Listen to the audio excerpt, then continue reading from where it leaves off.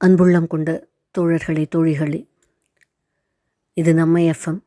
நான் உங்கள் தோழி வித்யாலக்ஷ்மி. ஒரு நபரை பற்றி குறைகள் சொல்லுங்க அப்படின்னு ஒரு தாளை உங்கள் கையில் கொடுத்தா எத்தனை குறைகள் அவர்களை பற்றி எழுதுவீங்க? 2 நிமிஷத்துக்கு அப்புறம் அதே நபரை பற்றின ஒரு நல்ல விஷயம் எழுதுங்களேன், பாராட்டுங்களேன் அப்படின்னு சொன்னோன்னா எத்தனை பேரால் யோசிக்க முடியும்? எத்தனை பேரால் அதை எழுத முடியும்? 1000 குறைகள் சொல்கிற நம்மளால் மனசு விட்டு ஒருத்தரை பாராட்ட முடியுதா? ஏன் பாராட்டுதல் அப்படிங்கிறது அவ்வளவு யோசனையோடு வருது? பாராட்டிட்டா அவங்க பெரிய ஆள் ஆகிடுவாங்களே அப்படிங்கிறதுக்காகவா? மார்னிங் மனைவி எழுந்திரிச்சு போட்டு கொடுக்குற ஒரு காஃபியை சாப்பிட்டுட்டு ஹஸ்பண்ட், வாவ், இன்றைக்கி என்னுடைய மார்னிங்கே இந்த காஃபினால் பியூட்டிஃபுல் ஆச்சு அப்படின்னு சொன்னால் அந்த நாள் முழுக்க மனைவியினுடைய அன்பு எப்படி இருக்குன்னு யோசிச்சு பாருங்கள். நல்லா இல்லை, இதில் உப்பு இல்லை, அதில் காரம் இல்லை, நீ சரியாக அன்றைக்கி பண்ணலை, அவங்கள இப்படி நீ கூப்பிடலை அப்படின்னு 1000 குறைகள் சொல்கிறோமே. நல்ல விஷயங்கள் பண்ணும்போது ஏன் மனசார நம்ம பாராட்டுறது கிடையாது?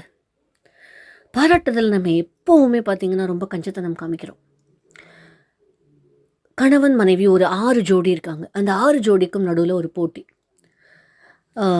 மனைவி கணவன்கிட்ட கேட்குறாங்க, என்னை பற்றின ஒரு 6 குறைகளை நீங்கள் சொல்லுங்கள் அப்படின்னு. இதுதான் அந்த டாஸ்க். அப்போ அந்த 6 மனைவிகளும் தன்னுடைய கணவர்கள்கிட்ட அவர்களை பற்றின 6 குறைகளை எழுதி கொடுக்க சொல்கிறாங்க. அதில் ஒரு கணவன், சரிம்மா நான் நாளைக்கு எழுதி கொடுக்குறேன் அப்படின்னு சொல்கிறாரு. அன்றைக்கி ராத்திரி வந்து உட்காந்து ஒரு பேப்பர் எடுத்து வச்சு யோசிக்கிறாரு. மனைவி மேலே என்ன குறை இருக்குது அப்படின்னு அவர் யோசிக்க தான் மேலே உள்ள அத்தனை குறைகளும் அவருக்கு ஞாபகம் வருது. எத்தனையோ இடங்களில் தனக்காக மனைவி விட்டு கொடுத்து போன நிமிடங்கள் ஞாபகத்துக்கு வருது. அவர் யோசிச்சு பார்க்குறாரு. மறுநாள் காலையில் அவர் மனைவி கிட்ட வராரு. வந்து அந்த காகிதத்தாழை கொடுக்குறாரு. ஒரு 6 பூவை கொடுக்குறாரு. கொடுத்துட்டு, உன்னை பற்றி எவ்வளவோ யோசிச்சு பார்த்தேன், குறைகள் இருக்கான்னு. உங்ககிட்ட எந்த குறையுமே இல்லை. You are perfect in making me happy. என்னை சந்தோஷப்படுத்துறதுல நீ எல்லா விதத்துலேயுமே பர்ஃபெக்ட். எந்த குறையுமே உங்ககிட்ட நான் சொல்ல முடியாது. அதுக்கான காம்ப்ளிமெண்ட் தான் இந்த பூ அப்படின்னு சொல்லி கொடுத்ததும் அந்த மனைவியினுடைய சந்தோஷத்தை நீங்கள் பார்க்கணுமே. அந்த 6 பேருக்கு மத்தியில் இப்போ வின் பண்ண கப்பல் யாராக இருப்பாங்க அப்படிங்கிறது உங்களுக்கே தெரிய வரும்.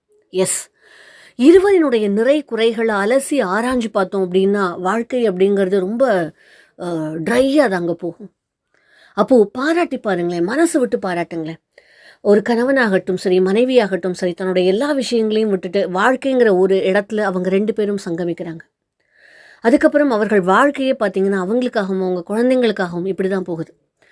அப்போது கணவன் மனைவியாக நம்மளே ஒருத்தர் பரஸ்பரம் பாராட்டிக்கலன்னு வச்சுக்கோங்களேன், அப்போது அந்த அட்மாஸ்ஃபியர் எப்படி இருக்கும்? அந்த பாராட்டுதலை பார்த்து தான் அந்த குழந்தைங்கள் வளர ஆரம்பிக்கிறாங்க. அப்போது ஒரு குழந்தை ஒரு விஷயத்தை அச்சீவ் பண்ணிவிட்டு உள்ளே வரும்போது, வா சூப்பர்டா, இன்றைக்கி நீ சூப்பராக பண்ணியிருக்க, சூப்பர்மா, பரவாயில்ல, செகண்ட் பிளேஸாக இருந்தாலும் இட்ஸ் கிரேட் திங் டு அச்சீவ்மா அப்படின்னு ஒரு பேரண்ட்டாக நம்ம எவ்வளோ பாராட்டியிருக்கோம்.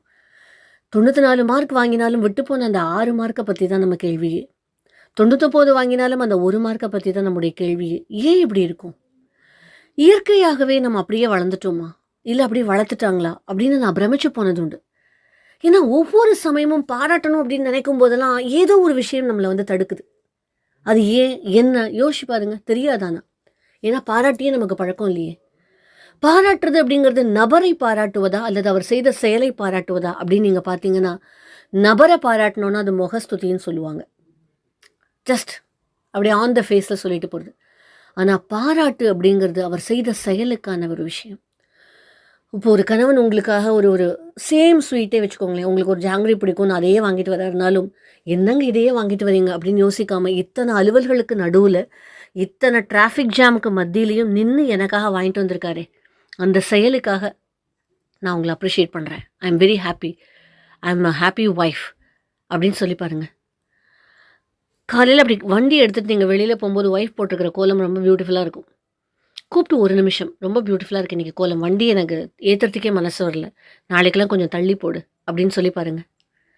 அவ்வளோதாங்க அன்றைக்கி லைஃப், அன்றைக்கி டே லைஃப் பார்த்தீங்கன்னு வச்சுக்கோங்களேன், நீங்கள் தான் happiest person in the world.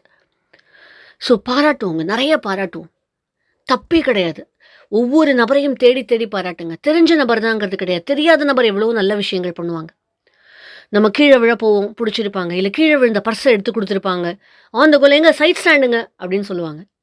So அவர்களுக்கெல்லாம் மனசார தேங்க்ஸ்ங்க அப்படின்னு ஒரு புன்னகையோட சொல்லி பாருங்களேன். உங்கள மாரி ஒரு நல்ல நபர பார்த்ததே இல்லங்க அப்படின்னு அவர் கடைசி வரைக்கும் ஞாபகம் வச்சுக்குவாரு. ஸோ பாராட்டு அப்படிங்கிறது எல்லா மனிதர்களும் ஏங்குறது தான். ஆப்ரஹாம் லிங்கன் ஒரு தடவ சொல்றாரு, "எவ்ரிபடி லைக்ஸ் அ காம்ப்ளிமெண்ட்."